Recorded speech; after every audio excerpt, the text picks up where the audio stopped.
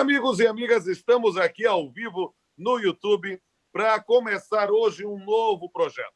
A ideia é que tenhamos toda semana, no domingo às 8 horas da noite, a oportunidade de conversarmos ao vivo com quem quiser estar conosco, justamente para que a gente possa fazer a resenha da semana. E a ideia de que esse mesmo é o programa. O programa vai chamar Resenhas. E nós vamos ter sempre a oportunidade de receber pessoas convidadas que vão, sem sombra de dúvida, aumentar a mais ainda o nível intelectual, simpatia e encanto que todos vocês vão ter nessa oportunidade. A bancada principal fica constituída por mim, por meu amado irmão Luciano Martinez e o caçulinha aqui da magistratura, nosso lindo Danilo Gaspar. E temos hoje 3 convidados e convidadas, né, de excelência. Em primeiro lugar, registrando a presença aqui da nossa ilustre colega Viviane Leite, magistrada, né, hoje diretora da ANA Matra, da parte de assuntos legislativos, e, sem sombra de dúvida, uma colega que traz muita credibilidade e segurança na sua atividade. Temos também a encantadora professora Fernanda Barreto, advogada, colega também lá da Unifax, dos cursos do SES, da Faculdade Baiana de Direito, que, sem sombra de dúvida, vai nos encantar mais uma vez. E, at last but not at least, né, por último, mas não menos importante, o nosso lindo, maravilhoso, poderoso, vitaminado, cantor de reggae, penalista e também atuante em todos os campos, Lucas Gabriel, professor, coordenador de cursos, uma grande figura. E, nesse ponto, vamos ter a oportunidade de bater um papo essa noite. E qual é a lógica do Resenhas? É muito simples.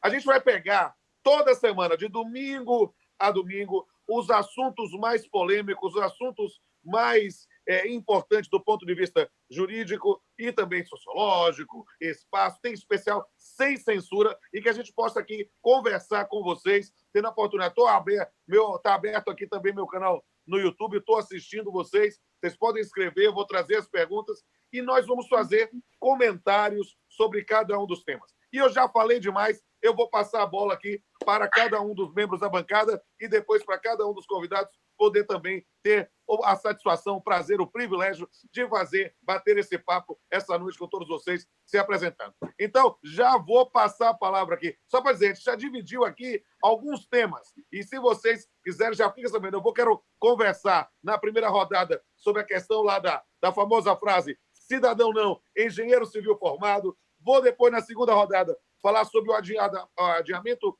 da votação do projeto de lei de conversão da MP 927. E, no final, quero trazer também uma notícia muito interessante, que foi a possibilidade de utilização de hotéis para acomodar vítimas da violência. Mas, como eu disse, já falei demais. E, nesse ponto, tenho que passar a palavra para o meu amigo e irmão Luciano Martinez, esse homem tão elegante, tão encantador, que parece que ele pede licença para pedir socorro, porque ele é o homem que toma sopa de letrinhas em ordem alfabética, porque é o cara mais metódico que eu conheço e, ao mesmo tempo, encantador, com esses olhos cor de mel. Lu, a palavra é sua, a bola é sua. Olá, meus amigos, tudo bem? Muito boa noite. É sempre uma satisfação e uma tensão a estreia de um programa, não é? E esse programa que a gente está desenvolvendo, ele visa exatamente o que Rodolfo mencionou. Transmitir, tal qual uma revista, tal qual um almanaque semanal, o que aconteceu de mais importante para que a gente possa fazer uma revisão dos acontecimentos, para que você possa se atualizar em absolutamente tudo aquilo que aconteceu na sua semana, não somente jurídica, tá? Na sua semana jurídica, na sua semana cultural, na sua semana política, econômica, de comportamento humano. Nós vamos ter a oportunidade de falar um pouco de cada uma das coisas e ainda temos o luxo da companhia de pessoas extremamente qualificadas e com habilidades especiais para tratar de temas diferentes.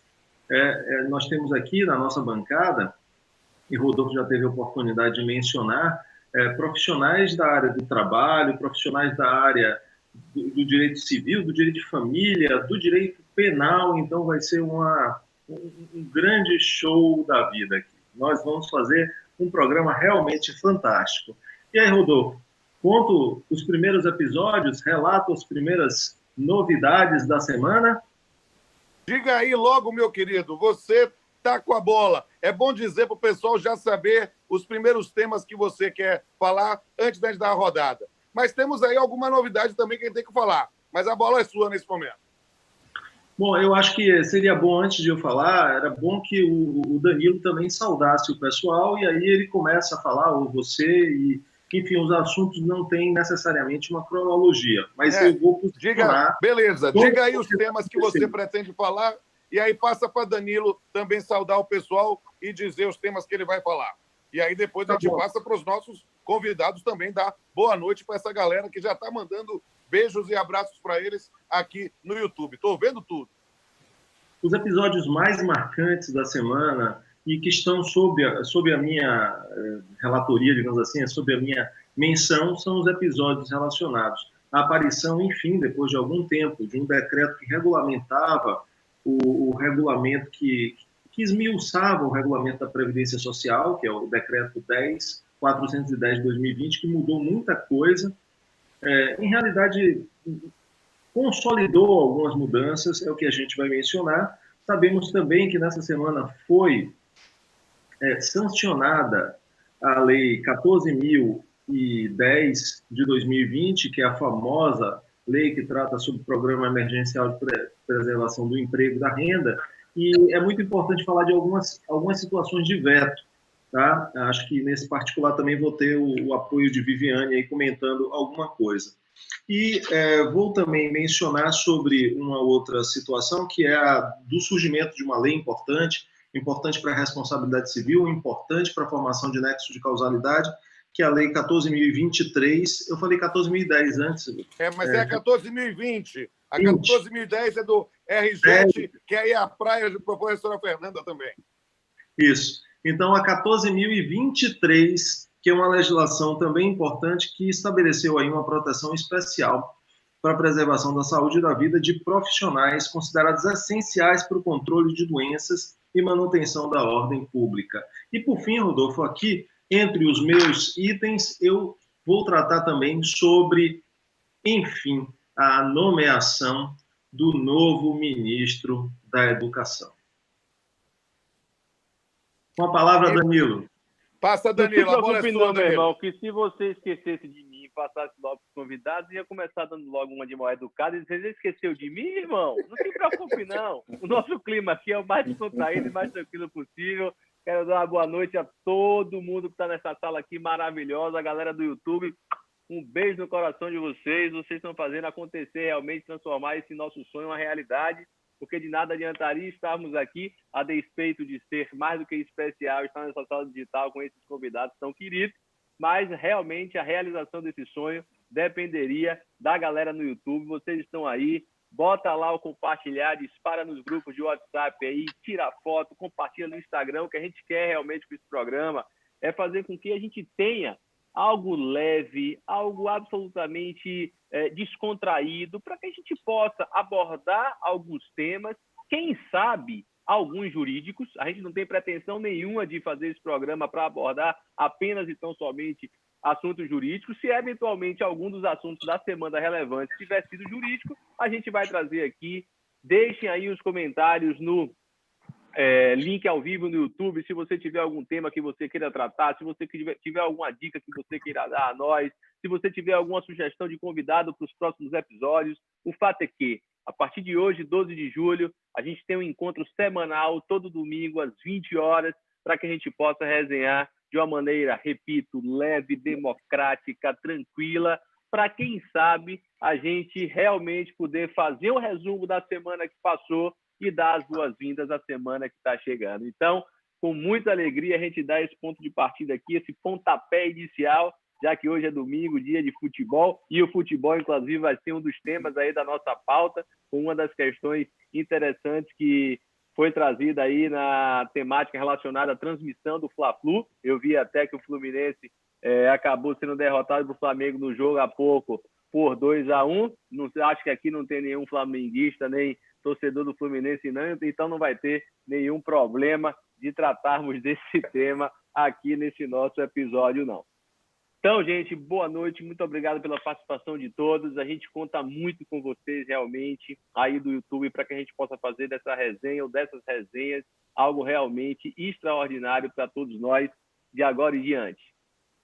Bom, beleza, João. Vou assumir irmão. Aqui que Danilo já me passou a bola, e só para lembrar que Danilo está como relator de várias questões, não é só o Fla-Flu, não. Ele vai falar sobre os flagras das videoconferências, vai tentar falar sobre a prisão domiciliar de Queiroz, da esposa. Vamos discutir esse tema aí do troca o trabalho por comida. E a ideia é que a gente tenha essa noite, realmente, uma noite memorável, com espaço para todos os campos. E foi proposital a escolha desses 3 convidados dessa noite. 3 pessoas sensacionais, seres humanos encantadores, juristas de escola e que, efetivamente, nos campos de atuação, possam realmente trazer a maior representatividade possível, porque temos aqui pessoas do direito do trabalho, do direito civil e do direito penal. Então, a gente pode cobrir todos os campos. E, por isso, deixa eu passar a palavra aqui, pelo menos para eles terem a oportunidade de já falar um pouquinho com o público. E eu estou achando o máximo. Fico aqui acompanhando na internet. Já subiu aqui,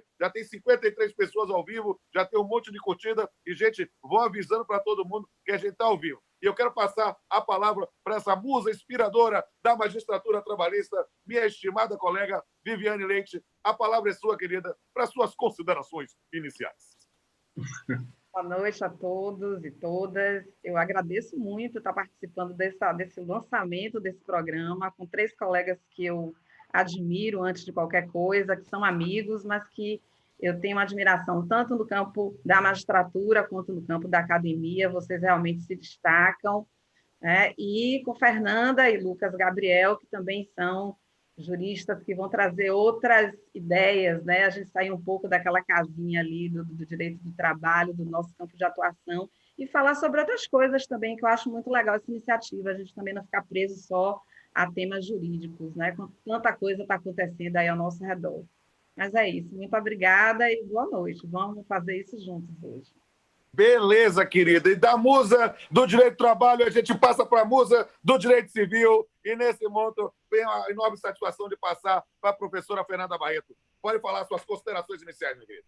Boa noite a todas e todos. É um prazer participar dessa estreia tão festejada, festiva, de uma iniciativa tão interessante, um programa que tem por objetivo sintetizar os acontecimentos da semana aí na nossa Pindorama, e nós vivemos num país em que a gente pode morrer de qualquer coisa, mas de tédio a gente não morre, né? Porque acontece coisa nesse país. O que não falta é assunto para resenhar. Então, eu estou aqui com 3 grandes amigos, né? Esse trio de ouro aí da magistratura trabalhista. Até errei, fui fazer um comentário para festejar o professor Rodolfo, que fez o jubileu de prata dele da magistratura. Queria aproveitar para dar aqui de público os parabéns a Rodolfo, esse magistrado que inspira a todos nós com seu profissionalismo, dedicação, talento. E falei de bodas de ouro, confundi prata com ouro. É um trio de ouro esse, e mais 2 convidados maravilhosos, Viviane e Lucas, com quem eu terei o prazer de dialogar sobre diversos temas aqui, e nós não nos restringiremos a direito, porque a vida é muito ampla, muito múltipla, os assuntos são diversos, e o interessante é justamente juntar olhares jurídicos para questões não jurídicas e vice-versa. Então, vamos conversar, vamos resenhar, que eu estou animada. Vamos bater papo essa noite mesmo, e registrando que o Jubileu de Prata é meu e de Luciano também, né? Que foi verdade, meu colega de sala. Luciano é meu colega Parabéns. de concurso para servidor, para magistrado, é da UFBA, é de tudo quanto é canto, e essa figura. É que ele é tão elegante, tão assim, discreto, simpático, assim, encantador, terno, e eu sou tão bagunceiro, que aí nesse Pare ponto... que eu fico com ciúme. Não, você é o caçulinha, Danilo. Fica quieto. Ele é baby, Você ele é é o baby. neném. Camisa Você é o aqui em neném. sua homenagem, viu, amiga? Diversidade. Beleza. Também Ó, que curti lindo, a amigo. camisa Parabéns. da As diversidade. cores aqui no peito. Show de bola. E- Marcou Muito bem. bem. Agora é estranho, ele vai falar de Queiroz e a camisa laranja. E já fica registrado isso, que depois da musa do direito do trabalho e da musa do direito civil, temos aqui o príncipe do direito penal. Com a palavra, meu amado Lucas Gabriel. A palavra é sua, meu velho. Valeu, Pamplona. Um abração para você, um abraço, professor Luciano, Danilo Gaspar. Prazer estar aqui com vocês, com todas, com todos. Um abração, super beijo a galera aí do YouTube que está acompanhando a gente. E manter essa vibe, né? Tempestade de energia positiva eu estou assistindo aí, Fernanda já trouxe, né? Dizendo, ó, vamos falar sobre a vida, coisas boas da vida. E, na verdade, monotonia jamais, porque a gente tem muito a conversar. E vai ser um prazer estar aqui com vocês. Na verdade, já é um prazer bastante, né? Acompanhar as lives, acompanhar as aulas dos dois queridos professores, professor Rodolfo, professor Luciano, conhecendo o professor Gaspar, e me sinto também honrado ao estar ao lado, né, de Fernanda e da doutora Viviane. E, enfim, vamos lá, vamos conversar, que a gente tem aí muito tempo nessa noite para falarmos de muitos temas interessantes. Então, vamos. E o verbo agora é vamos resenhar. Vamos resenhar e conversar sobre os assuntos. O programa funciona da seguinte forma. Você vai ficar rodando. Nós, cada um, temos pelo menos 3 temas, e aí eu falo um, provoco, os convidados têm a oportunidade de bater papo, e nesse ponto, a gente fazer circular a ideia da resenha. E vamos começar a resenha, vamos resenhar. E o primeiro tema é cidadão não, engenheiro civil, formado. Meu amigo, minha amiga, que babado foi esse? Eu confesso a ti que eu vi a notícia lá no jornal, depois começou a bombar lá no Instagram. Meu amigo Edson Saldanha, que está aqui, inclusive, assistindo, e na hora me ligou, estava acabando de gravar a aula, e aí ele disse assim, olha, Rodolfo, você precisa poetizar sobre esse negócio. Eu achei engraçado, que aí eu poetizei, postei no Instagram, teve mais de 4.000 curtidas, com uma frase simples: cidadão não, engenheiro civil formado, melhor do que você. Cidadão não. Desde quando a profissão é melhor do que a satisfação de ser tratado com a dignidade de ser parte da cidade? Engenheiro civil formado? Desde quando alguém pode ostentar uma qualificação sem ter sequer a sua graduação? Melhor do que você. Desde quando a obtenção de uma formação torna um ser humano melhor do que outro? Tempos difíceis em que os preconceitos saíram das mentes abjetas para se tornar parte de algumas metas. Tempos complicados em que a discriminação soa como ostentação de desprezar a simpatia, ignorar a empatia, desconhecer a alteridade e rir da solidariedade. Meus amigos, é numa semana aí que começa com perplexidade que eu queria ouvir os nossos 3 convidados. Né? Por quê? Porque essa questão aí repercutiu. Repercutiu do ponto de vista, será que há algum tipo penal nessa conduta? Será que é possível fazer a exposição dessa imagem dessa forma? E mais ainda, repercussões para o contrato de trabalho, porque noticiaram aí que a moça da afirmação foi despedida, não se disse justa causa, sem justa causa, mas no exercício de um direito potestativo que se reconhece ainda no direito brasileiro, né, em função dessa repercussão para a empresa. É complicado, nós vivemos tempos complicados. Norberto Bobbio disse que a internet deu voz aos imbecis. E, de certa forma, isto que o fiscal teve que enfrentar parece que é um cotidiano cada vez mais comum e lamentável. Mas eu não quero falar, não. Eu já provoquei. E aí eu quero passar a palavra para os nossos coleguinhas convidados poderem falar o que é que acharam deste fato. Quem começa?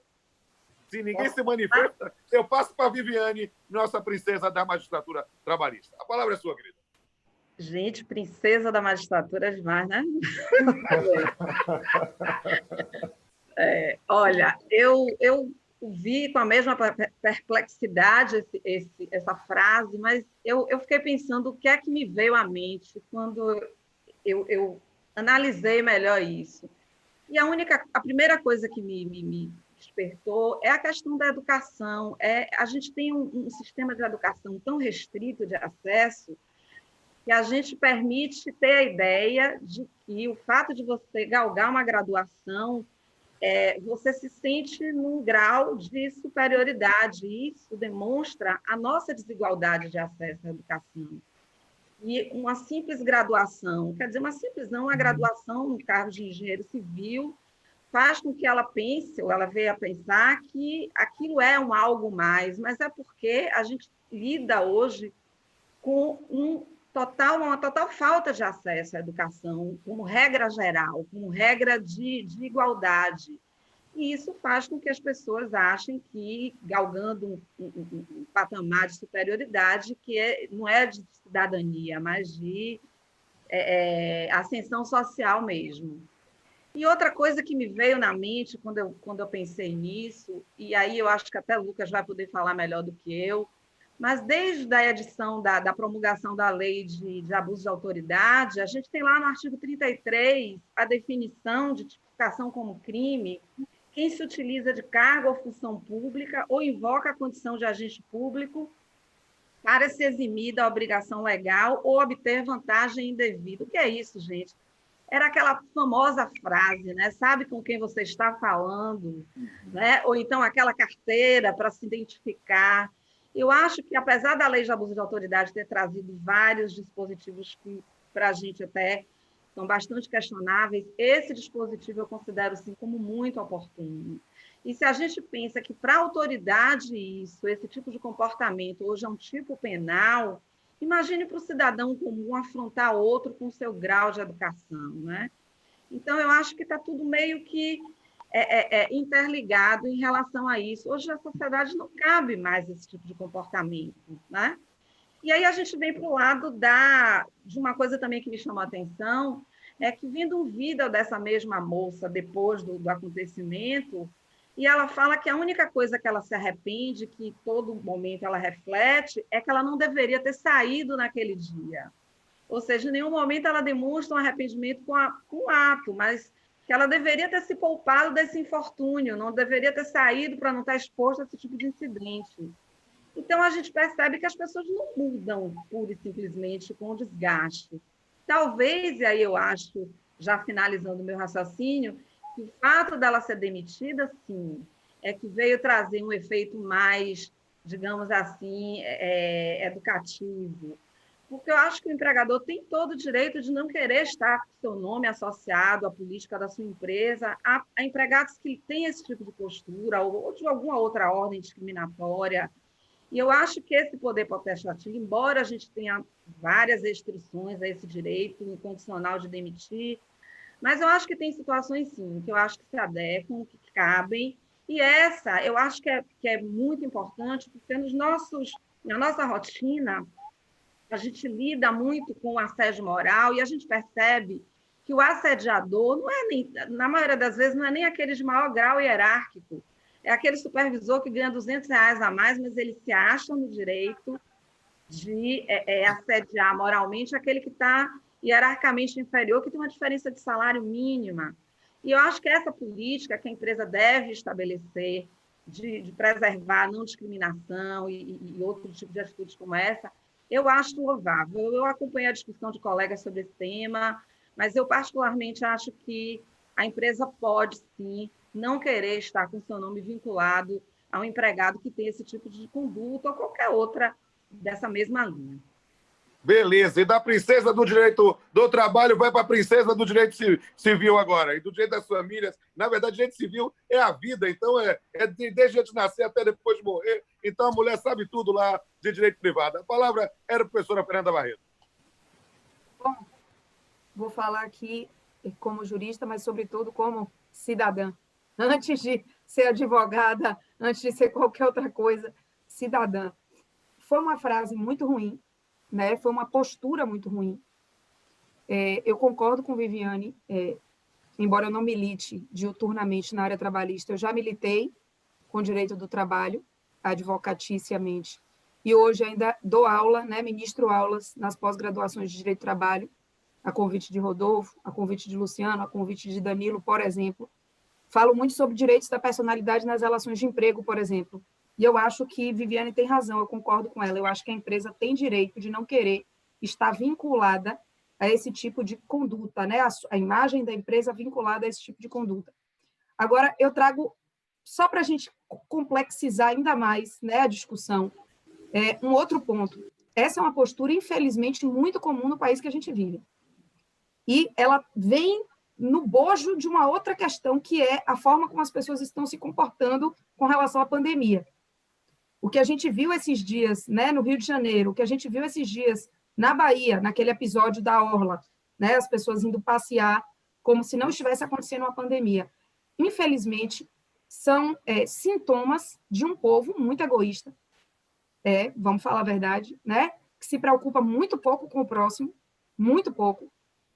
Muita gente jovem com a mentalidade exclusiva de eu não vou ter problema com o coronavírus, se eu pegar é uma gripezinha, já deixando aqui, né, uma outra questão, se eu pegar é uma gripezinha, não vai me acontecer nada, então eu posso ir para o meu barzinho, né, estou com saudade do meu barzinho, de encontrar meus amigos, de resenhar aqui no outro sentido, né, com os meus conhecidos, então tá de boa, eu vou.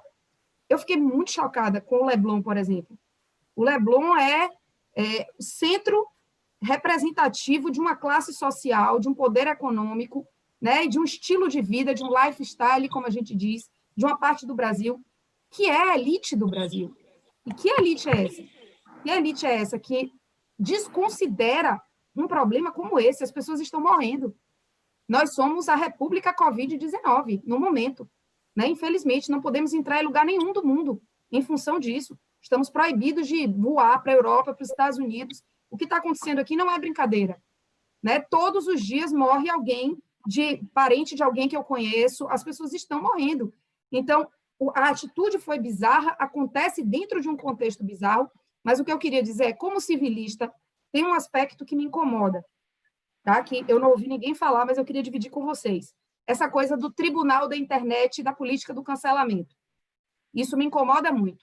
É uma atitude bizarra a que aquele casal teve, mas é a atitude que muita gente teria, muita gente pensa daquela forma no Brasil.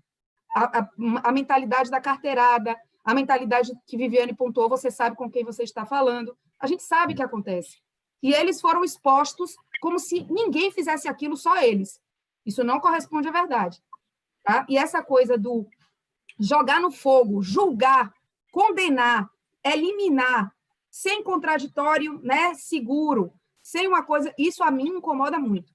Né? Ainda que as pessoas estejam erradas, você pegar de bode expiatório para se sentir confortável de isso não sou eu não tenho nada a ver com isso, isso é uma coisa distante de mim, da minha realidade, que absurdo, e eu simplesmente jogo para lá, me parece um pouco a mentalidade que a gente tem com relação aos nossos presídios, né? A gente joga lá e não vê o que está acontecendo e finge que aquilo não é com a gente, não somos aquilo, somos diferentes, aquilo é a monstruosidade que não diz respeito à minha humanidade. E eu acho que isso não é a forma como a gente deveria passar por isso. Eu acho que esse episódio, essa atitude do casal, deve nos levar a refletir sobre por que, no Brasil, essa conduta da carteirada, da influência, do você sabe com quem você está falando é tão comum. Eu acho que isso é o que há de positivo para se extrair desse episódio. Agora, simplesmente detonar as pessoas como se elas fossem monstros e as piores coisas que existem na vida, eu não me sinto bem com esse tipo de postura. É o que eu queria colocar. Massa, E depois... Nanda, muito legal essa abordagem sua aí. Desculpe, Pompos, desculpe. Muito boa, legal essa abordagem sua final aí. A gente já passa aqui a palavra para Lucas, eu sei. Mas esse tema que você traz, essa sua fala no final, eu já pensei aqui rapidinho em uns 5 temas que a gente pode debater lá na frente. Por exemplo, a gente é o país do elevador privativo. Então, a gente tem um espaço como o Fórum de uma justiça do trabalho, de acesso ali de pessoas de todas as classes sociais, e a gente convive até hoje com o elevador privativo, a gente convive com uma sociedade absolutamente elitista, uma sociedade que se distancia necessariamente da grande maioria. Muito bacana essa fala que você trouxe no final aí, para a gente ver realmente a complexidade desse tema, ou seja, não é como tudo na vida, não tem só um lado, né? A gente tem que olhar realmente para tudo. Show de bola. Lucas. É verdade. E nesse momento quero passar a palavra para o Lucas, mas lembrando que todo mundo pode intervir. Eu tenho aqui algumas linhas aqui especificamente, sei que tem temas de maior interesse de um e de outro, mas sempre tem a oportunidade de resenhar, Eu acho isso engraçado da observação do que Danilo falou sobre a questão do elevador privativo. Eu digo outra. As pessoas me olham, eu sei que eu sou meio estranho, meio esquisito, mas eu estou lá construindo uma casa e aí eu disse que eu não quero quarto de empregada, porque eu acho que quarto de empregada é resquício de Casa Grande Senzala. E eu digo que quando eu tiver a pessoa que for lá fazer comida para mim, se eventualmente for meu amigo, vai dormir lá no quarto de hóspede, vai dormir ou trocar de roupa lá mesmo. As pessoas acham que eu sou estranho, mas na verdade é porque nós estamos tão acostumados com determinados modelos que remontam a um passado senhorial que a gente esquece de tratar a pessoa de forma digna. São as coisas meio estranhas que a gente está vivendo. Deixa eu agora ouvir o príncipe. A palavra com o príncipe Lucas. Antes do príncipe, deixa eu só fazer uma colocação. Posso? Antes do príncipe, o Visconde vai falar. Pronto, ótimo. Só um detalhe para terminar esse assunto relacionado ao cidadão, né? Eu percebo os detalhes da cena.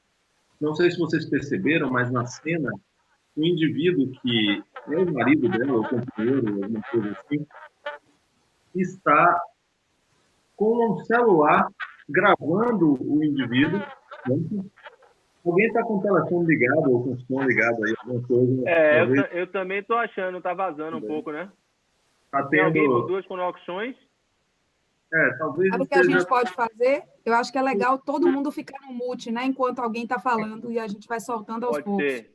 Pode ser, Nana, pode ser.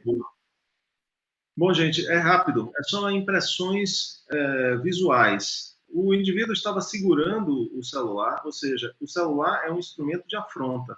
Ele estava filmando para depois ele, mais adiante, usar aquela cena em que ele pudesse estar sendo atacado, ele pudesse estar sendo ameaçado de alguma forma, e aí a esposa dele, ou não sei se namorada, ela, então, na hora que o fiscal diz assim, cidadão, você precisa ser um cidadão, ela diz, cidadão não.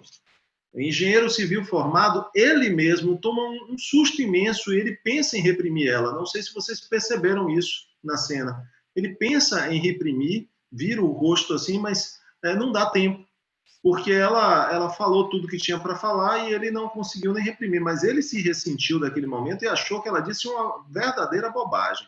Lucas? Pessoal, rapaz, é tema complicado, viu? E eu concordo aí com o Danilo que a gente poderia ficar aqui mais uma noite, mais umas 2 ou 3 noites, na verdade, falando sobre esse tema, né? E, na verdade, ele toca, como Fernanda também trouxe, né, de forma excelente, é uma questão que é ideológica e cultural. Uma reflexão que eu faço é a seguinte, se nós tibrássemos a questão do diploma em engenharia, né, e colocássemos a cor de pele, né, ou tirássemos o diploma de engenharia e colocássemos, por exemplo, o nível financeiro, né?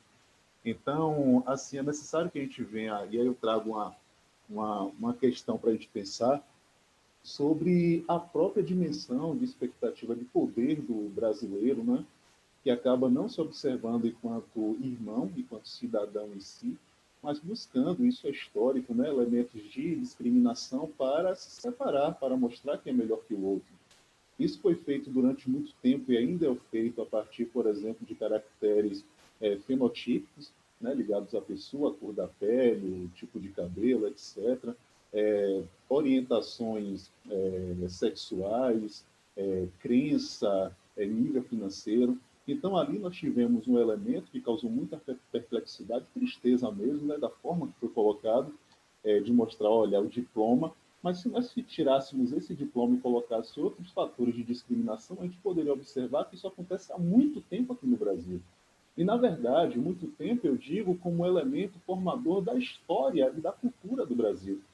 E aí teve um tempo, né, já há alguns anos, que eu li Milton Santos, né, ele numa análise excelente sobre globalização, ele trazia uma análise da globalização enquanto o universal para o local, e ele falava realmente que aqui o brasileiro buscava elementos vinculados à determinação de poder para eleger cidadãos de classes diferentes ou de níveis diferentes, ou como se algumas pessoas fossem mais cidadãs de acordo com o local que viesse morar, habitar, sua cor de pele, seu nível financeiro, etc.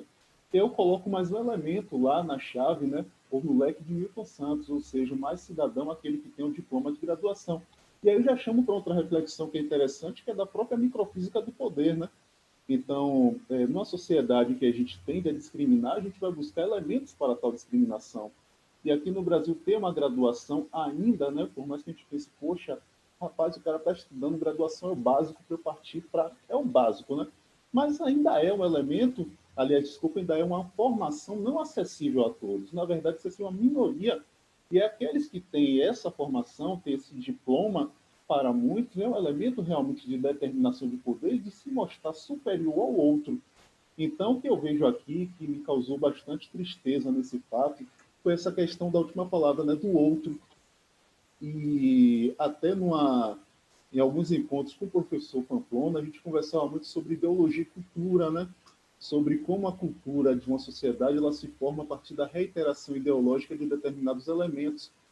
E aqui no Brasil, a reiteração ideológica de um fator que acaba afirmando nossa cultura, que é o desprezar a essência para fixar a existência. Então, em muitos momentos, a gente despreza a essência do ser humano, que seria a base fundamental até para o que a gente pensa ou chama de democracia, e reafirmamos cada vez mais uma existência de ser rico, uma existência de ser branco, uma existência de ter um título de graduação, de mestrado, de doutorado, enquanto aquilo que nos une, né, que deveria ser a chave da solidariedade, que é o ser humano, acaba ficando um pouco lá atrás. Então, ao mesmo tempo que causou perplexidade, eu logo pensei que, olha, se nós tirássemos um diploma e colocássemos outro fator de discriminação, observaríamos que esse comportamento, infelizmente, é algo que há muito tempo a gente tende, né, a lutar, e aí os movimentos dos grupos que têm vulnerabilidades agravadas sociais na verdade, traz isso há muito tempo, né? O movimento negro unificado, o movimento feminista, o movimento contra a heteronormatividade, então tem trazido essa pauta já há muito tempo. Então é necessário que a gente faça uma reflexão, tomando o elemento base ali daquilo que aconteceu, mas indo também para o que é a nossa sociedade, principalmente a sociedade que tende a resolver tudo a partir da heteronomia, né? Eu sou diferente de você e o outro que vai me dar solução, eu não quero saber do que você é. Então, é algo realmente surpreendente, que é chocante, mas não diverge muito do que a gente vem vivendo aí nos últimos anos. E algo que é também o que Fernanda trouxe, que foi uma conclusão que cheguei, né? E aí compartilho com você, Fernanda, é a questão desse julgamento, né? Desse apelo de crucificar, ou de, na verdade, expurgar tudo aquilo que existe um pouco na formação nossa, porque a gente faz parte da sociedade também. Nós não somos aqui extraterrestres, né? Ou extra-brasileiros, mas que faz parte da nossa cultura. A gente tem que expurgar atribuindo ao outro. Não, ele é ruim, ele é o mal, agora ele vai pagar por tudo, inclusive por aquela parte negativa minha que eu não tenho a coragem de botar para fora. E é nesse sentido que eu digo que numa abordagem bem rápida, né, do direito penal, não existe nenhum tipo penal atribuível ali àquele fato, não. Então, a gente poderia pensar, por exemplo, em um crime de desacato, artigo 331, mas também não seria cabível, porque existe, logicamente, um elemento volitivo ligado à proibição que não se fez naquele momento. Né? Então, tanto se a gente for pensar no desacato, ou até numa outra situação, né? Saindo dali, fôssemos pensar em um crime lá contra a honra, como a injúria, não seria cabível por ausência de um elemento subjetivo mesmo. Agora, isso é importante, né, afirmar, porque foi o que levou aqui a nossa conversa e também ao nosso encontro. Nem toda a responsabilidade é jurídica, né? Existe a responsabilidade também moral por nossos atos. No momento que nós agimos, as nossas ações se transformam em fatos, e os fatos não são nossos, os fatos são de todos. E esses fatos geram a responsabilidade, independentemente do jurídico, a responsabilidade moral, que acabou impactando, né, e impacta na vida dela aí, do casal, na verdade, que está tendo sua privacidade exposta aí nos últimos dias. Então, isso aí que eu queria deixar a reflexão, pessoal. Beleza, meu velho. Então, vamos já resenhar para outro tema, porque esse aí o pessoal gostou muito, estou vendo aqui no YouTube. E eu já passo a palavra para o meu irmão, Luciano Martinez, nos encantar mais uma vez. Até rimou. Tá sem áudio, irmão. Você tá sem áudio. Lu! Desligado. Lu, liga o áudio e fala. Já estou aqui, pronto. Mais um assunto que impactou a semana foi, enfim, a definição do nome do ministro da Educação do governo Jair Bolsonaro. Já estamos aí, no caso do ministro Jair Bolsonaro, no caso do presidente Jair Bolsonaro, no quarto ministro da Educação, né, considerando o Ricardo Vélez, que nem brasileiro era, o Weintraub, que era super cheio de encrencas, e o caso do Decotelli, que teve todos aqueles problemas de currículo. Agora, O Decotelli foi um caso de uma viúva porcina, que foi sem nunca ter sido. Vamos lá. Chegamos agora ao pastor evangélico Milton Ribeiro, que também tem uma vida acadêmica. Ele, afinal de contas, apesar de também militar da reserva do Exército, e é pastor da Igreja Presbiteriana de Santos, ele é o vice-reitor da Universidade Presbiteriana Mackenzie. Mas ele tem uma vida acadêmica, ele é doutor em Educação pela Universidade de São Paulo e tem graduação em Teologia pelo Seminário Presbiteriano do Sul. O que chama a atenção é que, ao contrário daquilo que seria uma promessa inicial do governo Bolsonaro de se afastar da ideologia, ele só fez trocar a ideologia.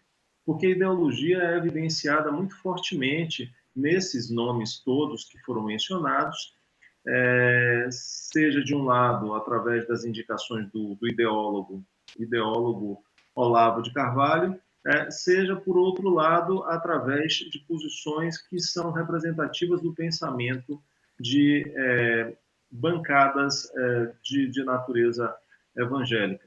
Então, o que chama a atenção é que este ministro da Educação, eu acho que todos os ministros, todas as pessoas sempre vão estar apontadas, de uma certa forma, com polêmicas. Ele se envolveu com algumas fortes polêmicas, né, que dominaram as discussões durante a semana, e eu posso destacar as polêmicas relacionadas à educação das crianças mediante castigo. Isso é expressamente visível em alguns vídeos que são encontráveis pela internet. O assunto de que nas faculdades há uma situação de, digamos, como é que as palavras dele, as universidades ensinam prática totalmente sem limite do sexo, e também a questão relacionada ao tratamento dos assuntos relacionados ao feminicídio. São sempre temas muito delicados, assuntos muito relevantes, mas que demonstram que nenhum dos indicados para esses cargos importantes está livre de alguma crítica. Qualquer um teria uma crítica, e isso faz parte de uma sociedade democrática que é aberta, plural e que pode criticar todos os comportamentos. Esse foi o assunto que dominou a semana e que eu acho que vai entrar na próxima semana também, Rodolfo e meus amigos. Olha, não tenho a menor dúvida que a doutora Fernanda Barreto deve estar se coçando para falar sobre esse assunto. Eu vou passar a palavra para ela. Bom, com relação à educação pela dor, né? Ele diz em vídeos que as crianças entendem a linguagem do castigo. Fora crianças superdotadas, ele diz isso, né? Crianças que estão na categoria superdotadas, as demais crianças entendem a linguagem do castigo físico, da dor. Né? Me lembrei até de um poema de João Cabral de Melo Neto que chama Educação pela Pedra, mas o poema não tem nada a ver com violência física, ao contrário, é um poema belíssimo. Deixo aí o registro para quem quiser conhecer. A Educação pela Pedra. O ministro foi absolutamente infeliz e é mais um ministro que ressalta o talento desse governo em alocar pessoas completamente inadequadas, né, em alguma medida, nas pastas para as quais elas são designadas.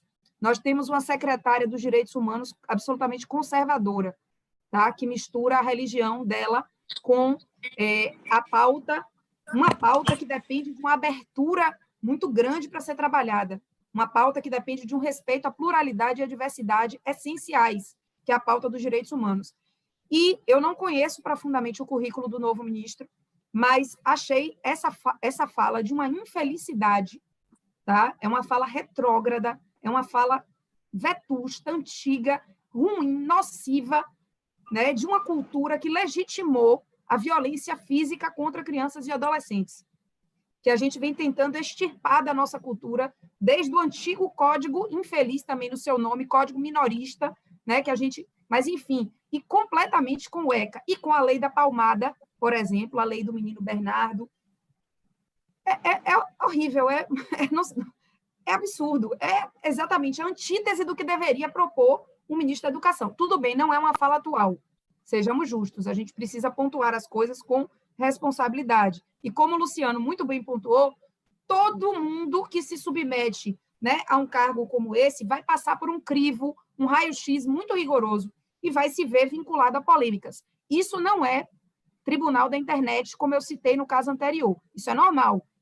Quem se propõe a exercer uma função pública será escrutinado, investigado. Acontece, é de democracia, é normal. Mas, assim, é uma fala que me parece de alguém que tem uma concepção de educação bastante distinta do que nós estamos, né, trabalhando nos últimos 30, 40 anos no Brasil, e eu fico realmente bastante preocupada com isso. Devolvo a palavra para a questão do feminicídio e outros pontos. Ótimo, eu já vou... Alguém seguindo ainda sobre o ministro da Educação, ou eu já quero passar para Danilo suscitar outro tema? Vou suscitar outro tema. Muito legal, mas a gente vai acabar fazendo um programa de 4 ou 5 horas. Incrível. Então a gente precisa garantir o povo aqui. A gente, quando imagina uma estreia, fica com aquele frio na barriga, mas, meu Deus do céu, convidados como vocês aí, Lucas, Vivi, Fernanda, enfim, maravilhoso. Se a gente pudesse, passava aqui realmente 3, 4 horas ouvindo vocês. Eu acho que é minha grande realização aqui, ouvir vocês aqui nessa noite. Mas queria tocar em um ponto específico, aí vou dirigir a você, viu, Lucas? A pergunta mais especificamente, se Nanda, se Vivi quiserem falar também, microfone aberto. Mas vou fazer a direção aqui para você. Eu queria ouvir um pouco sobre prisão domiciliar, Lucas. Talvez eu não precise citar prisões domiciliares específicas, mas eu quero só usar 2 fatos como gatilhos. A gente teve um elemento de uma prisão domiciliar para uma foragida. Então, foi um ponto interessante sobre prisão domiciliar que eu queria te ouvir, se isso é comum, prisão domiciliar para uma pessoa que está foragida. A prisão domiciliar do caso específico do Queiroz. E tivemos um outro agora, essa notícia, eu confesso que eu vi hoje, de um caso de uma prisão domiciliar que vinha sendo negada desde dezembro, e o preso, que foi o primeiro político preso, inclusive, por conta da Operação Lava Jato, veio a morrer no dia de hoje em face da Covid-19, que, pelo que li, contraiu a doença na prisão. Então, se você, a partir desses gatilhos, puder falar um pouco sobre prisão domiciliar, não precisa fulanizar se você não quiser. Eu só quero realmente ouvir aqui um pouco da sua experiência sobre o tema. Olha, muito do assunto, viu? O Lucas sabe muito do assunto, e ele pode ficar um bocado de tempo. Lucas, seja bem objetivo para a gente pegar outros temas e conseguir tratar nesse almanaque. Rapaz, fechado, serei. E que desafio, viu, Danilo? Valeu, cara. Massa. E assim, aí já vem a repetição, né? O coração para ele dizer, rapaz, vamos marcar depois, mas um dia todo para a gente conversar sobre esses 3 casos, prisão domiciliar, prisão, tudo isso aí, e a gente traz todas as características. Agora, rapaz, para todos vocês que estão aí assistindo, aqui para a galera que está aqui junto, pessoal, é uma questão bem polêmica, né? Bem importante, e que a gente vai passar mais algumas semanas aí discutindo. Principalmente, Daniel, o que você falou. Se você quiser, não fala o nome, mas tem que falar. Não pode deixar de falar, que foi o que gerou, até coloquei aqui, que foi a última decisão agora, né, da prisão domiciliar, tanto do Queiroz quanto da Márcia Aguiar, que é a esposa do Fabrício Queiroz. Rapaz, assim, nós estamos, bem rápido, né? Nós estamos num contexto excepcional, né? Social excepcional.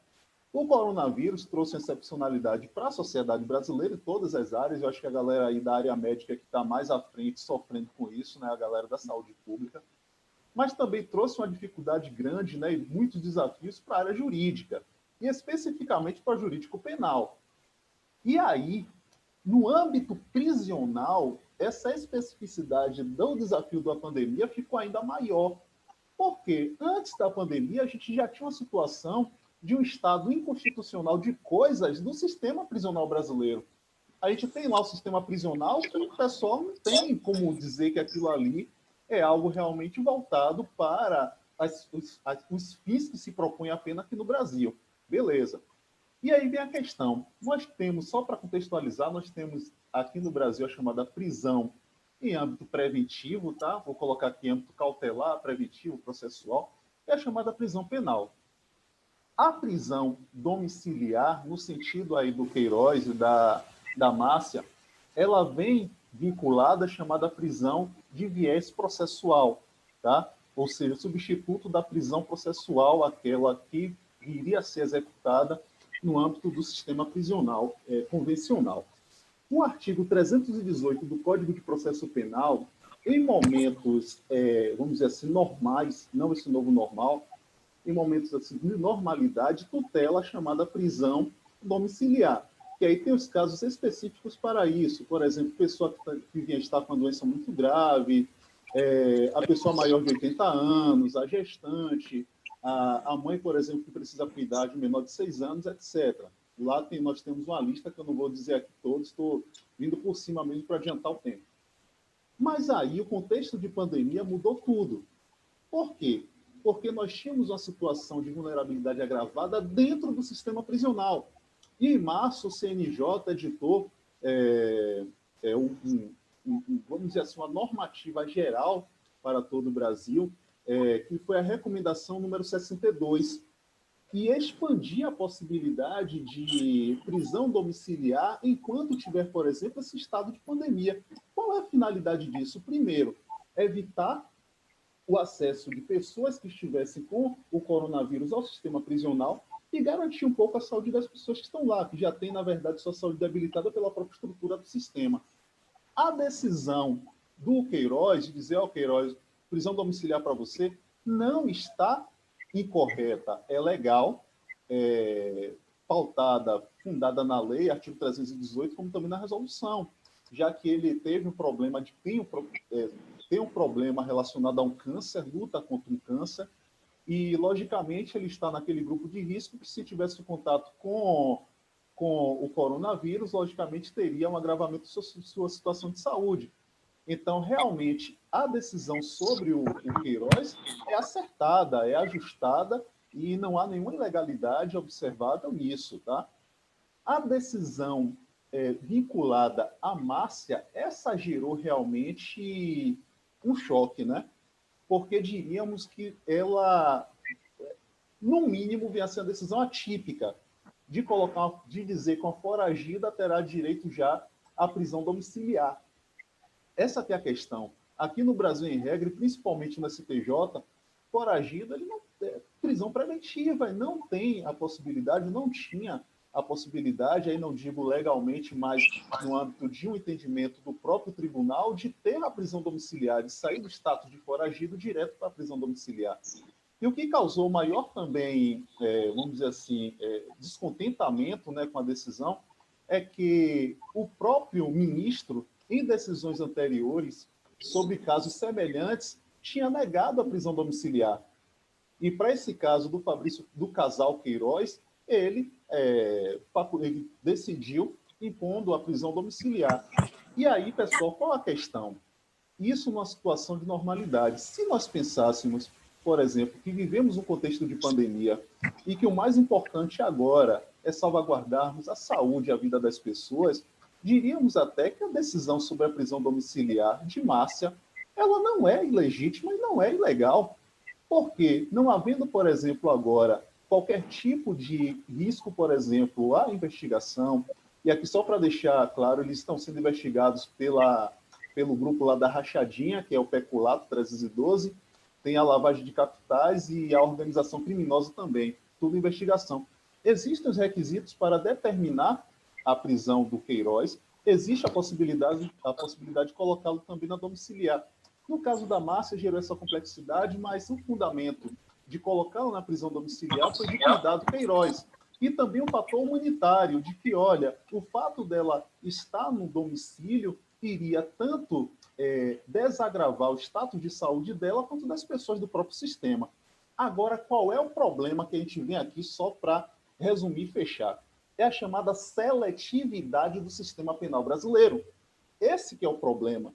Porque desde o início da pandemia, em março, vários pedidos já foram feitos ao STJ com os mesmos fundamentos e negados. inclusive pelo próprio ministro João Otávio de Noronha, que é o presidente lá do próprio CTJ. E aí vem aquela questão, já que ele já negou e agora ele deferiu, pensou-se logo, olha, está fazendo desse modo por um contexto ideológico que é político. E aqui a gente sabe que, infelizmente, né, aliás, professor Pamplona até, a gente conversava muito sobre o sistema na perspectiva lumaniana, né, professor? De que, olha, o sistema jurídico ele é fechado, né, para a sua estrutura, operativamente fechado e aberto para conhecer. E aí viria, só para terminar, viria o sistema político, não poderia interferir. Aqui no Brasil, o sistema político interfere muito no jurídico, tá? Então, aqui seria, na verdade, ingenuidade dizer que a decisão não foi evada de um contexto político que nós estamos vivendo, porque todos nós somos seres políticos. Mas o problema maior é por que para pobres, negros, da periferia, assistidos pela Defensoria Pública, não foram dadas essa possibilidade da prisão domiciliar que agora foi dada ao casal Queiroz? E aí, o que me preocupa hoje, para fechar realmente, é de que muitos pensam, não, a Márcia e o Queiroz devem ser presos, devem estar no sistema prisional, não em casa. E aí o pensamento que a gente pode também trazer é o seguinte, que ao invés de pensarmos em uma degradação de garantias para todos, inclusive para o casal Queiroz, ou seja, de dizer, foram violadas garantias de todas as pessoas, aqueles menos favorecidos, e vamos violar esses também. E já que os outros não tiveram, eles também não podem ter. Eu acredito que agora seja o momento de, a partir dessa decisão, eu quero pensar sim, porque eu quero manter um nível de positividade lá em cima, como eu falei com a Fernanda, a partir dessa decisão, a gente venha ter uma referência para que os casos venham ser reanalisados, para que a perspectiva agora do tribunal venha ser reanalisada, para que aquele caso do negão, da periferia, do pobre, que venha a ser assistido pela Defensoria Pública, que chegue na CTJ, também seja analisado dessa mesma forma. Garantia para um, garantia para todos, porque se não for desse modo, a gente vai ter um Estado não igualitário e antidemocrático. Então, resumindo, isso. Me perdoe pelo tempo. Beleza, beleza. Eu vou assumir aqui. Gente, eu preciso dizer para todo mundo que está nos assistindo que esse é o programa de estreia. E a gente estava aqui com pelo menos mais uns 10 temas aqui para debater, só que a gente quer ter muita disciplina para encerrar relativamente no horário. Mas eu ainda quero fazer mais uma pergunta, porque aqui nesse ponto eu quero aproveitar que Viviane é também nossa representante na ANAMAT, na parte de assuntos legislativos, e falar um tema aqui trabalhista específico, que é o seguinte, vocês viram que nós estamos numa pandemia de medidas provisórias nesse período do isolamento. E aí tivemos aí a MP 936, que foi convertida finalmente em lei aí a 14.020. Mas a MP anterior, a 927, que ia ser votada quinta-feira, foi adiada. Professora Viviane, doutora Viviane, por que houve esse adiamento aí? Claro que não estou pedindo motivos de mãe de Ná, nem para adivinhar o futuro, mas eu acho que há alguma conversa interessante sobre isso. Eu estou adorando, eu já saí de princesa, professora, doutora, eu estou tudo nessa resenha aqui, mas, olha, eu vou ser bem rápida. É porque você é tudo de bom, minha querida. Vamos lá. Na verdade, essa MP 927, ela veio enxertada com alguns dispositivos que não tinham nenhuma relação com ela, que era para combate à pandemia. E, assim, a gente primeiro se deparou com a tentativa de emplacar que impedia todos os acordos judiciais. Depois de uma luta, a gente demonstrando a inconstitucionalidade, a gente conseguiu, não é só a ANAMAT, todas as entidades ligadas ao mundo do trabalho, o MPT, as entidades sindicais, esse trabalho não é só da Associação de Magistrados, mas a gente tem feito um trabalho atuante em relação a isso. E a gente conseguiu tirar isso do relatório do senador Irajá, mas ele compensou. Ele trouxe outro dispositivo que talvez seja até um pouco pior igual, porque ele trouxe um dispositivo que diz que, uma vez citado ou executado, ele vai poder requerer ao juiz o parcelamento desse débito em 60 meses. Gente, são 5 anos, né?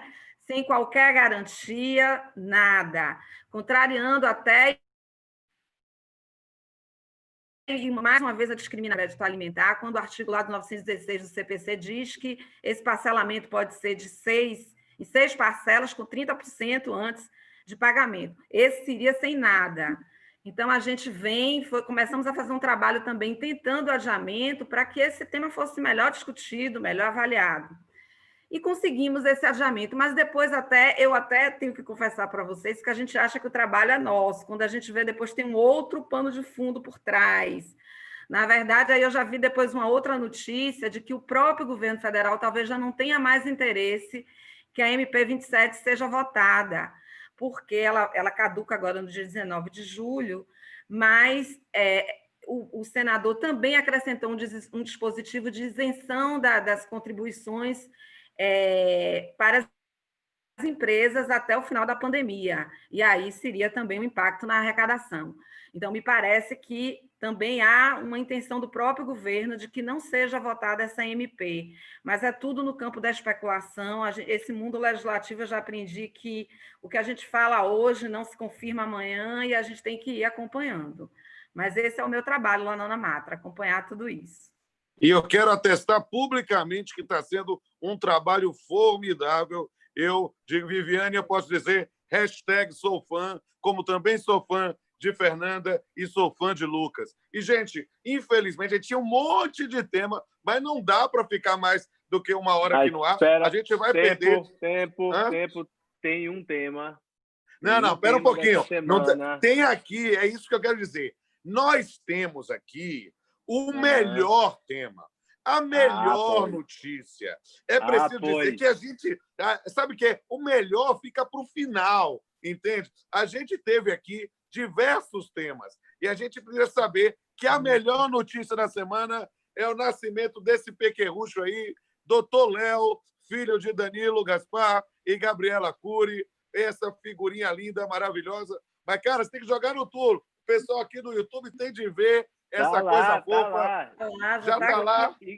E compartilhei essa foto aí, Pompos, que traz um segundo tema da semana, porque ontem foi aniversário desse senhor aí. Exatamente. Que por acaso é meu pai, Doutor Gaspar, um médico formidável. 2 filhos meus ao mundo aí, Guilherme e agora Léo. E acho que Vivi conhece ele um pouco. O meu também, Ave Maria, eu sou fã demais, ó. Beijo para o doutor Gaspar. E também foi quem trouxe Rodolfinho realizou meu sonho. Estou apaixonada, sou fã. Ele é um ser humano sensacional, sensacional. E eu sou realmente fã. E aí, nesse momento, todas as nossas palmas e congratulações são a Danilo e a Gabriela, né, que deram à luz a esse lindo Léo, e também a doutor Gaspar, o avô do ano, mais uma vez. E, gente, a gente tem que arrematar, infelizmente. Eu vou dar a palavra, mas Luciano, que é essa criatura sensacional por trás, porque a ideia do Resenha foi ideia de Luciano, entende? Ele me jogou aqui no bolo para eu ficar de apresentador, mas ele que é a mente toda por trás disso, e ele teve uma ideia sensacional. Agora a gente tem a oportunidade de fazer as considerações finais, mas cada um pode fazer as considerações finais fazendo também a gente perceber que a gente precisa, sem arte, não faz sentido viver. É o que nos diferencia dos irracionais. Então, cada um termina podendo ter a oportunidade de fazer a sua despedida, mas também dando uma dica cultural para a semana. Começa com quem? Com os convidados. Então, passa a palavra para a doutora Fernanda, porque matéria de arte é sempre com ela, começa com ela, depois passa para a Vivi, passa para Lucas, passa para a Lu, passa para Danilo, e aí eu falo no final que eu sou tagarela e não consigo parar de falar, então eu vou me disciplinar para ficar no final. Pronto, vou dar parabéns a Dan aqui de público, porque haja fazer filho bonito assim, viu? Coisa mais fofa do mundo, meu Deus. Muita saúde. Pessoal, vou dar 3 dicas rápidas, culturais, rápidas, porque de cultura eu não consigo dar uma dica só. Primeiro, eu vou dizer um disco que eu descobri esses dias e estou viciada. É um disco, para quem tiver Deezer, Spotify, você baixa e ouve o disco de uma cantora baiana chamada Illy, I-L-L-Y, cantando Elis Regina. Chama-se Te Adorando Pelo Avesso. Ela pegou o repertório de Elis, se apropriou e cantou de um jeito baiano. Tem batida do Olodum, tem batida de funk. Muito lindo o disco, chamado Te Adorando Pelo Avesso. Primeira dica. Segunda dica, um ensaio do sociólogo Boaventura Souza Santos, que está circulando, se alguém quiser, eu tenho, inclusive, em PDF, chama-se A Cruel Pedagogia do Vírus. Precisamos entender esse momento que estamos vivendo e Boa Ventura sempre vai além, tá? Então, é maravilhoso. E uma poetisa polonesa que, para mim, fala sobre esse momento lindamente, embora ela já tenha morrido há muito tempo, mas é aquela pessoa visionária que, inclusive, viveu no mundo do pós-guerra, né, do entre-guerras, na verdade, e do pós-segunda guerra, que chama-se Wisława Szymborska. Para mim, uma das maiores poetisas de todos os tempos. Esse livro, incrível. Pronto. Eu quero ver a Danilo escrever isso lá, do nome lá. Mas... Poderosa Viviane, a palavra é sua. Gente, a minha dica é um filme maravilhoso que eu assisti esses dias, é Green Book, O Guia. É sobre aquela discriminação racial, o apartheid que havia, toda a segregação racial que havia nos Estados Unidos. E nessa mesma toada, um livro maravilhoso que eu ganhei de presente, Deseducação do Negro, de Carter Woodson. São duas combinações assim que eu acho muito bacana para a gente entender esse contexto de tudo, até um pouco do que a gente falou aqui hoje, de discriminação, de identificação do negro no nosso país. Fale de novo o livro, por favor, Vivi, desculpe. É Deseducação do Negro, de Carter Deseducação do Negro. De Carter G. Woodson. Excelente, vale a pena a leitura. Lucas, já passa a palavra para Lucas. Lucas, liga o microfone. Volta, Lucas. Liguei aqui, pronto. Beijão para vocês, obrigado pelo convite. Beijão aí também, um forte abraço para quem está assistindo até agora. E a minha dica, na verdade, são duas. A primeira, esse livro aqui, Como Parar o Tempo, de Matt Haig. E aí, eu sei que a gente fica nessa correria, né, para lá e para cá, muito estudo, trabalho e tal. E aqui fala uma história legal, Como Parar o Tempo, bem interessante. Um romance, indico, não vou dar spoiler não, queria até falar, mas fica aí a dica. E para filme, né, para descontrair um pouco, um filme para quem gosta de quadrinho, história em quadrinho, DC, mas vale a pena pela história, pelo enredo, fica a dica de Doutor Estranho, uma assistilada da Marvel. Vale a pena, principalmente para a gente pensar no Viveu Agora. Um abração. Show. Posso partir para a minha dica rapidinho? Vou partir para mim. O filme que eu assisti essa semana com o Gui, engraçado aqui, passando os primeiros dias com o Léo, que a gente tem que acordar de 3 em 3 horas, etc. O Gui está me ajudando bastante. Eu digo, Gui, vamos assistir um filme junto aqui, pai, para relaxar. Aí encontramos um filme de 2007, assim, na lista lá no Netflix. E aí lembro do resumo, e eu confesso a você, eu sei que eu estou naquela fase bem sensível, nascimento de filho, né, tudo, mas eu chorei umas 7 vezes no filme. É um filme que tem realmente uma história, um enredo muito bacana, chama Escritores da Liberdade, não sei se vocês já assistiram. Eu até já fiz essa sugestão em alguns grupos, mas está aqui para a galera que está acompanhando no YouTube. Eu achei imperdível realmente esse filme, traz uma perspectiva muito bacana do papel do professor, do que a educação realmente é um instrumento de transformação e é o único instrumento de transformação que a gente pode realmente ter uma esperança de que as coisas possam acontecer de uma forma mais democrática na nossa sociedade. Sem educação, realmente, a gente não tem nenhuma perspectiva inclusiva e democrática para enfrentar o mundo. A cada dia que passa, a cada ministro que entra, a cada ministro que sai, eu estou mais convicto disso. Lu, a sua, irmão, para a gente fechar. A minha dica é uma série não tão nova assim, mas é uma série bem interessante para nós que somos da área jurídica, que é Suits, que S-U-I-T-S, que trata Suits, que trata sobre uma atividade dos advogados em escritórios de Nova York, com aquela supervalorização dos formados em Harvard, mas com muitas coisas de estratégia, muitos aspectos de elevada inteligência. E no que diz respeito ao livro, eu recomendo esse aqui, aproveitando a situação que nós estamos em pandemia, para que a gente possa estabelecer novos hábitos e entender como é que eles se formam. O Poder do Hábito é um livro clássico e extremamente importante na literatura de assuntos que dizem respeito a empreendedorismo. E você, Rodolfo?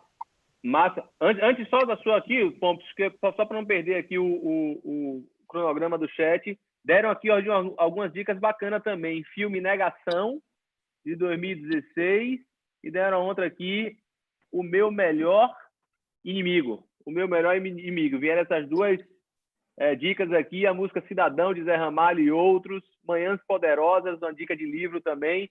Show de bola, a galera no chat aqui no YouTube, trazendo várias contribuições. Pompos, suas dicas. Então, ó, eu ia dar uma só, mas eu acho que abriram o precedente de dar mais de uma, então eu quero dar duas dicas. A primeira é de uma série que já tem algum tempo, na verdade, eles não fizeram a 4ª temporada, mas eu consumi as 3 temporadas muito rápido. Annie with a E, né? Sinceramente, eu me acabei de chorar. E inicialmente é algo que trabalha temas contemporâneos, mas numa virada no Canadá, do final do século XIX ao século XX, né? De uma menina saindo da adolescência, entrando na fase adulta e com temas interessantíssimos de respeito à diversidade, de empoderamento feminino, ainda num outro contexto. Eu achei uma série libertadora e muito interessante. E eu preciso arrematar, na verdade, para dizer que eu, Danilo e Luciano inventamos aí uma empreitada de fazer um card por dia, né? Sempre de diversos temas, né? Do jeito de trabalho, no diálogo do jeito civil, diálogo de previdência, ao dia na história, bola na rede, mas toda sexta-feira é dia de sextar, né? É o sextou. E no sextou, a primeira dica que eu fiz questão de colocar um dos filmes que mudou a minha vida. Quando eu estava no 3º ano, lá no Colégio Antônio Vieira, eu vi esse filme, né, de 1990, e foi o filme que eu decidi ser professor, que é Sociedade dos Poetas Mortos. Eu já vi esse filme, eu acho que umas 15 vezes, eu chorei nas 15. E eu quero dizer a você que eu estou na magistratura, junto com Lu, há 25 anos. E acho que a nossa geração não vai se aposentar, então a gente vai ficar aí perto da expulsória mais uns 27 anos. Mas eu estou juiz. Se há algo que, em essência, eu sou, é professor. Sabe? Eu acho que é uma das profissões mais pior remuneradas no mundo, mas que traz uma satisfação imensa quando nós encontramos pessoas que se tornam melhores do que a gente. Então, sinceramente, acho que o professor ele deve conjugar 3 verbos: seduzir, induzir e deduzir. Seduzir o aluno para que ele se apaixone por aquilo que está no nosso coração. Induzir o aluno a pensar, para que ele possa deduzir suas próprias conclusões. E eu, sem sombra de dúvida, com 18 anos, eu decidi ser professor. E eu quero renovar a cada um de vocês isso. E, mais uma vez, dizer que me senti a Xuxa. Foi muito bom estar com vocês. Foi muito bom brincar com vocês. E eu quero dizer que está inaugurado o nosso novo projeto do Resenhas, inaugurado com chave de ouro, com um trio maravilhoso de convidados. E semana que vem, domingo às 20 horas, nós voltamos com outro trio maravilhoso de convidados. Aguardem, divulguem e a gente vai se encontrar aqui no YouTube. Beijo a todos e todas. Façam a foto dessa coisa linda que esse povo. Queria deixar aqui uma gratidão imensa. Vivi, você sabe o quanto ele tem um carinho. Você me conheceu antes da magistratura, ali como menino e estudante. É uma das pessoas que me inspiram nessa atividade. Lucas, cara, não conhecia você pessoalmente. Estou conhecendo pessoalmente agora pela via telepresencial, mas é pessoal. Já sou seu fã, meu amigo. Cheguei aqui sem conhecer ele, estou saindo como fã. E Nanda, enfim, te ouvir é realmente algo absolutamente incrível sempre. Você não só me inspira, mas como me estimula a sempre buscar estudar mais e querer mais. Obrigado a vocês aí por terem feito parte dessa nossa resenha nesse dia de hoje. Lu, Pompos, obrigado por tudo. Tudo ótimo. Muito obrigado a todos. Vocês são todos fantásticos e excelente final de domingo para todo mundo. Muito obrigado por terem aceito a participação no programa. Vamos fazer aquela foto? Vamos. No 3, 3, 2, 1. 3, 2, 1, X. Massa, galera no YouTube que acompanhou aí, muito obrigado por tudo. Beijo. Doutora Cíntia Possídio. Então, nos pessoal, ouvindo. Beijo, obrigada. Valeu, galera. obrigada, menina. Depois olhem lá no YouTube um monte de comentário legal. Vale a E vai pena. ficar gravado. E vai ficar gravado cada episódio. Vai ficar salvo o vídeo aí no canal do Trabalho em Debate no YouTube. Beijo, galera. Até a próxima. Beijo, gente. Obrigada.